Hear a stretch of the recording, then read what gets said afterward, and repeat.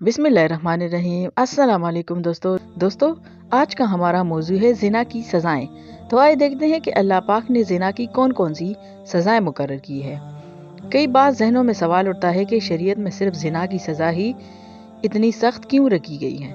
यहाँ जब कुरान की तरफ रुजू किया तो मालूम हुआ कि जहाँ सिर्फ अल्लाह के हक का मामला होता है तो अल्लाह नरमी का रवैया अपनाते हैं, और जहाँ बंदे का हक अल्लाह के हक से मिल जाए तो अल्लाह पाक सख्ती इख्तियार करते हैं। दो अफराद के जिना के मुतासिरीन दो फर्द, दो खानदान, दो कौमें, दो ग्रोह या दो कबीले नहीं बल्कि पूरी उम्मत है। जिना की सजा यूं भी इतनी शिद्दत में बढ़कर है कि छुप कर नहीं बल्कि सरेआम मजमे में देनी है, और हर बदतर जिस्म पर एक जख्म बनाएगा जब तक जान न निकल जाए। इसमें हिकमत ये है कि जैसे इस गुनाह के अमल में इसके जिस्म के हर टिश्यू ने लुत्फ उठाया तो मौत भी लम्हा लम्हा और पल पल की अजियत के बाद आए। यानी जानी जब तक अपने खून में गुस्ल ना करे इसकी तौबा कबूल ना होगी। मगर क्या अल्लाह पाक इतने बेइंसाफ है कि एक गुनाह की इतनी बड़ी सजा रख दी मगर इससे बचने की कोई तरकीब या तरीका ना सिखाया? ऐसा नहीं है। अल्लाह ताला ने इस उम्मत को अपनी नबी अलैहिस्सलाम के वास्ते कुरान और हदीस के ज़रिए इस गुनाह से बचने का पूरा प्लान पेश किया। अहकामात की पूरी लिस्ट है। आए इसका जायज़ा लेते हैं। पहला हुक्म इजाज़त तलब करना। किसी के घर या कमरे में बिला इजाज़त मत जाओ। बहन भाई के, बाप बेटी के, माँ बेटे के कमरे में जाने से पहले इजाज़त तलब करें। शरीयत इस तरह हमें सिखा रही है, और आज इस हुक्म पर अमल ना करने से महरम रिश्तों में भी खराबी आ रही है। घर में दो हिस्से रखें, प्राइवेट अलग यानी जाती, और बिल्कुल अलग। प्राइवेट कमरों में महरम इजाज़त लेकर जाएं और अजनबी बिल्कुल मत जाए ताकि एक दूसरे को नामुनासिब हालत में ना देख ले। ड्राइंग रूम वगैरह में मर्द ही मर्दों को अटेंड कर रहे हैं, औरतें बिल्कुल मत जाएं, चाहे कज़न हो या ससुराली रिश्तेदार। मगर अलमिया ये है कि हमारे यहाँ कज़न खुलम खुला फीमेल कज़न के कमरों में जाते हैं, छिड़खानी हो रही होती है, हंसी मजाक और आउटिंग चल रही होती है, और इसी दौरान शैतान अपना वार कर देता है। और याद रहे, मर्द ज़बरदस्त और औरतें ज़ेर दस्त होती हैं।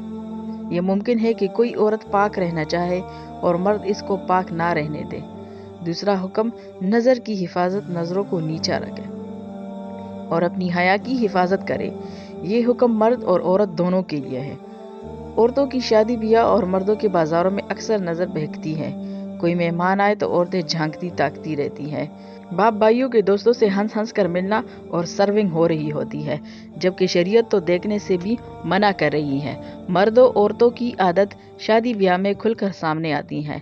जब बेहयाई अपने अरूज पर होती है, दो अंधे अगर आमने सामने बैठे हों तो इनको नहीं मालूम कि सामने वाला कैसा है, कितनी उम्र का है, मगर शरीयत एक बीना और अंधे को भी आमने सामने बैठने से मना करती है। जैसा कि अब्दुल्ला इब्न मक्तूम रज़ी अल्लाह ताला अन्हु हदीस से साबित है कि औरतों और मर्दों को कई बार मजबूरी में बात भी करनी पड़ती है, जैसे बाजार वगैरह में। तब शरीयत चेहरे पर नज़र डालने से मना करती है। सिर्फ पर्दा करना मसले का हल नहीं बल्कि नज़र भी झुकानी है। इमाम गजाली रहमतुल्लाह अलैह फरमाते हैं, नज़र सोच के अंदर तस्वीर लेकर जाती है। ये तस्वीर ख्वाहिश में बदल जाती है और फिर यही ख्वाहिश बेहयाई का रास्ता दिखाती है। अगला हुक्म, जीनत को छुपाना और चीज़ है, और जीनत और चीज़ औरत के अज़ाए जीनत नमाज में छुपाने वाली अज़ा है। कोशिश करें कि इस फितने के दौर में महरम मर्दों से भी जीनत वाले अज़ा छुपाए जाएं। अपने सीने और गिरेबान को खसूसन ढांपें।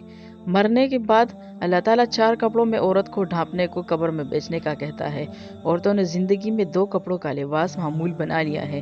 अब तो बोतीक भी दुपट्टे ऑर्डर पर तैयार करती हैं, क्योंकि आज औरतें 3 कपड़े भी पहनने पर राजी नहीं।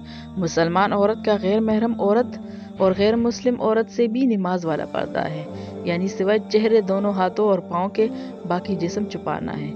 मगर यहाँ तो वैक्स भी करवाई जाती है और फेशियल भी। मर्द हजरात पब्लिक या घर में शर्ट्स नहीं पहन सकते। घर के मर्द हयादार होंगे तो घर की औरतें भी अपनी हया को मुकद्दम रखेगी, वरना सबसे पहले बिगाड़ घरों के माहौल से शुरू होता है।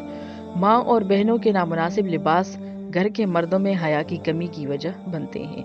یاد رکھیے جب عورت نے اپنے سطر کا خیال نہ رکھا تو محرم کا دشمن بن گیا۔ جب اللہ کی مقرر کردہ حدود کا خیال نہیں رکھا جائے گا تو باپ بیٹیوں کو خود پر حلال کر لیں گے اور بھائی بہنوں کو خود پر حلال کر لیں گے اور بہنوئی سالیوں کو اور سالیہ بہنویوں کو حلال کر لیں گے۔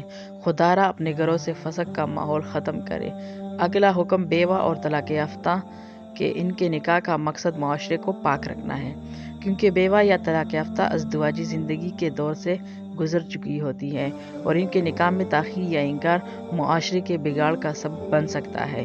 یہ حکم اس مرد کے لیے بھی ہے جس کی بیوی مر جائے یا وہ طلاق دے دے۔ یاد رکھیے شادی پر اصرار وہی مرد کرتا ہے جو پاک رہ کر صرف بیوی سے سکون حاصل کرنا چاہے اور نہ معاشرہ بھرا ہوا ہے ایسے غلیظ لوگوں سے جو شادی کو بوجھ سمجھتے ہیں، کیونکہ انہیں اس بوجھ کو گلے میں ڈالے بنا سب کچھ مل رہا ہوتا ہے۔ اللہ تعالیٰ نے اجازت دی ہے کہ ایک سے خواہش پوری نہیں ہوتی تو 2 شادیاں کر لو، 3 کر لو، 4 کر لو، اور اس میں بیوی کی اجازت بھی شرط نہیں۔ ہاں، بیوی کے حقوق پورا کرنا فرض ہے، مگر کیا کرے آج کی اخلاقی طور پر دیوالیہ معاشرے کا یہ جو گرل فرینڈ ہے یہ تو دسترس برداشت کر لیتا ہے مگر بیوی 1 سے 2 نہیں۔ اس طرح بیوہ یا طلاق یافتہ کی شادی پہ اس طرح بے شرم تبصرے کیے جاتے ہیں اور اعتراضات کیے جاتے ہیں کہ خدا کی فنا۔ گھروں میں کیبل لگوا کر کھلی آزادی دے کر ایجوکیشن میں پڑھا کر پھر اپنے بچوں سے رابعہ بصری اور جنید بغدادی بننے کی توقع کر رہے ہیں تو ہم احمقوں کو جنت میں رہتے ہیں۔ 2 جوان لڑکا لڑکی جب اسکول کالج یونیورسٹی کے آزاد اور روشن خیال ماحول میں پڑھیں گے تو ان کو طالق بنانے سے کون روکے گا؟ جب گھروں میں دینی تربیت نہ ہو، اسٹار پلس کے ڈراموں اور واٹس ایپ اور فیس بک اور کپڑوں کی ڈریسنگ پیشن میں مگن رہتی ہو، اولاد کی سرگرمیوں اور ان کی صحبت سے ناواقف ہو، مجھے ایسی خبریں آئے دن اخبارات کی زینت بنتی ہیں۔ وہ بعید نہیں مگر ہمیں تو یہ سکھایا جاتا ہے کہ جب نظروں میں آیا ہو تو پردے کی ضرورت نہیں۔